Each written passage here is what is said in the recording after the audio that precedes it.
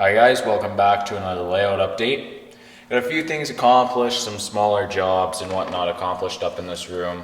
And I'll probably go over the track plan with you in this video. So let's get started. Hopefully it won't be a overly long video, but let's get started. First thing you may be able to notice is that the room is completely painted. All the walls have a new fresh coat of paint on them, which means that I can start my layout basically any time once I get the supplies. So another thing you can probably notice at the very start is that the layout is actually drawn out on the floor. I just used chalk and a piece of 2x4 to draw my lines and obviously tape measure and whatnot. But this will be the peninsula in through here. This will be a branch line all the way down this wall, and it's a little bit harder to see because I have things stacked against that wall. But there's another smaller peninsula right here, and some other things. I'll go in more in depth with the layout plan in just a second here. So giving you a little bit of a tour of what the layout will actually look like. When you come into the room here, you'll have to open up a gate to access the layout. Right here in this narrow stretch, this will be the grade all the way up to the second level, or the climb rather, and it will come through the backdrop through here. This side is the branch line, so there will be some switching activities down in this end and a nice straightaway along that part of the wall there. And there will be a backdrop that's about 6.5 feet tall separating this part of the layout from the actual main part of the layout. So when you first walk into the room, you actually won't be able to see the main part of the layout. Continuing down, grain elevator to the right over here, and some scenery running in through this corner. Again, the end of the climb is right here, so that will actually tie into the second level sitting up here.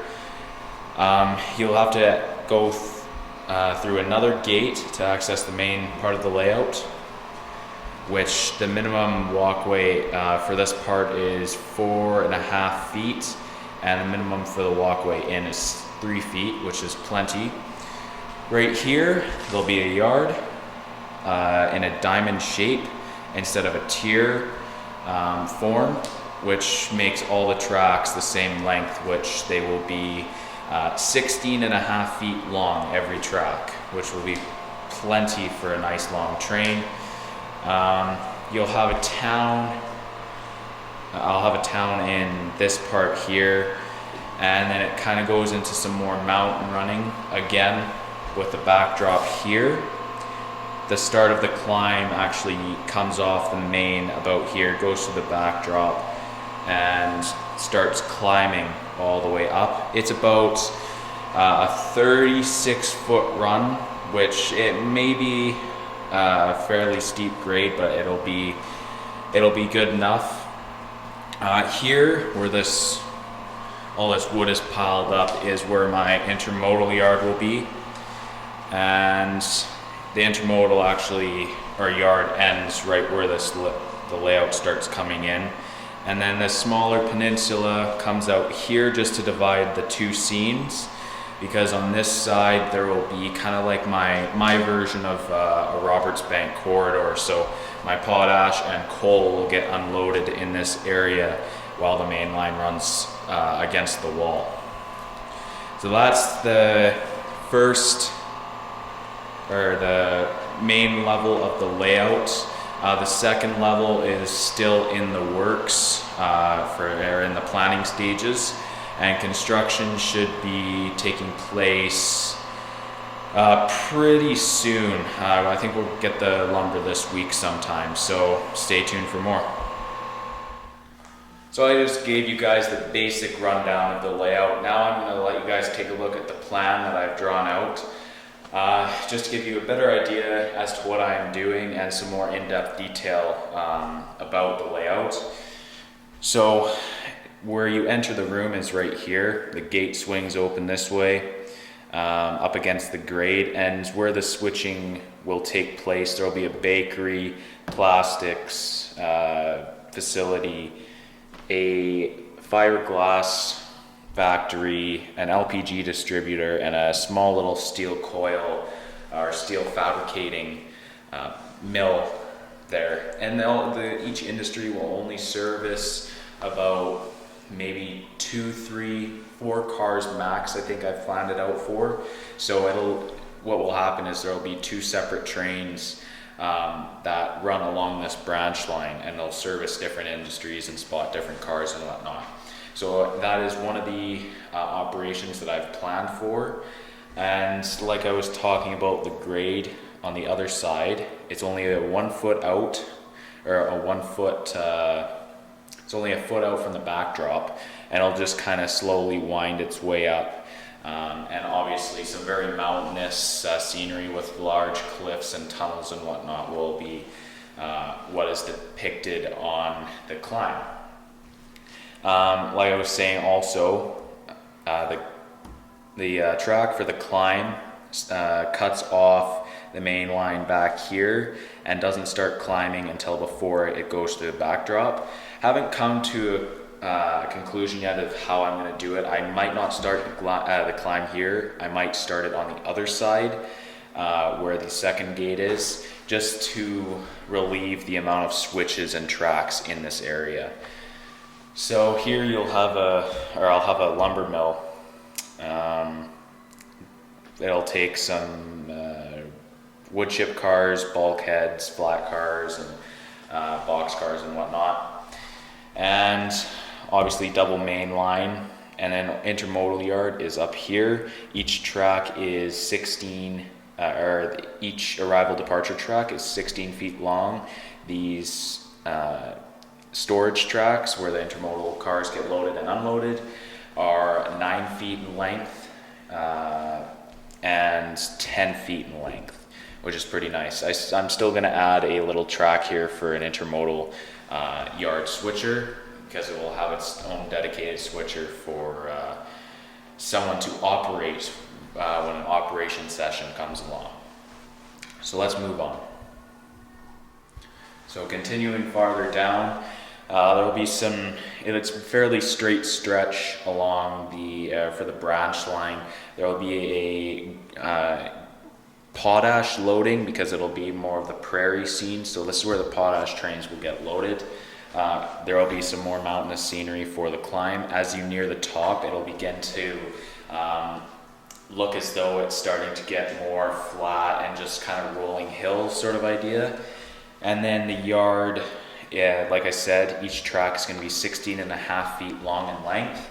And I'll give you a better idea of what the diamond formation looks like for the yard. But you have a yard lead. It's not the longest, but it will just be enough if you're switching or you're taking a few cars, and it'll give it just enough length that it won't interfere with the main line. But then, because I have a double main line, I'm not afraid to pull a train out that's switching or moving cars around the yard onto the main line, because the train that's coming at it can just go around it by going on the other main, if that makes any sense.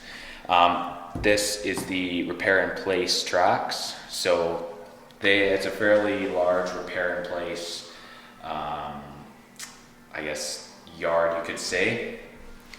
And then, like I said earlier, there's this small little peninsula, and that's going to have sort of a rolling hill, mountain, river scene, just to divide the industrial aspects of the layout up, because you have an intermodal yard over here and a Roberts Bank over there sort of idea. So I just kind of want to divide the scene so it doesn't seem like it's too much, because this is a fairly active layout for switching and unit trains. So let's continue to the third angle. So we're at the other end of the yard, and there is a engine facility. There will be some maintenance of way. There will be one little maintenance of way track here to store maintenance of way equipment. You have the shops, and then sanding and refueling tracks here. Up top is the Roberts Bank, so coal will be unloaded here nearest the edge of the layout, because my coal operation will be fully functional. There will be a rotary dumper and there will be a coal loader, and that will actually load the coal and will actually dump the coal. Potash will be in the back, and then double main line will be right up against the wall. Moving on to the where the windows are, it gets more into like a rolling hills sort of theme, I guess.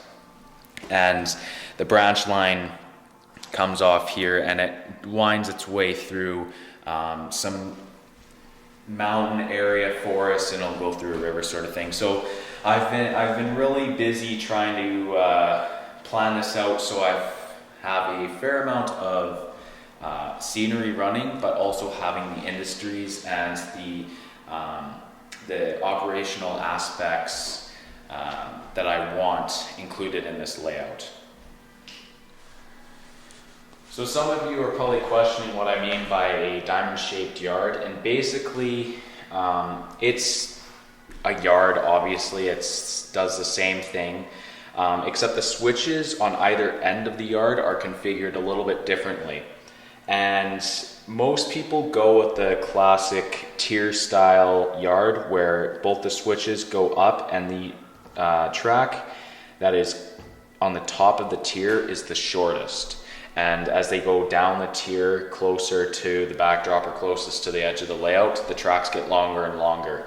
And that's nice. That's the same style of yard that I had on my previous layout. But what I found was that for the longer trains that I wanted to run, there actually wasn't, I would have to divide the train into two separate pieces and put it back together when I wanted to take it out of the yard, which was fine, it worked, and that's what they do have to do sometimes in the real world. But for modeling purposes, I like to have a nice long yard tracks, and by making the yard a diamond shaped yard, every single track is the same length. They're all 16.5 feet long, except for this one here, just because the switches didn't quite work out. So there is only one track in this yard that is about 1.5 feet shorter than the rest. But that being said, when the switches are configured differently, because basically if you look at this end of the yard, the switches are basically flipped around on the other side of the yard, and that's where that diamond shape comes, or the diamond name comes from, is the way that the switches are configured. I may not be the best at explaining this, but I hope that gives you a little bit of a better idea as to what a diamond shaped yard actually looks like.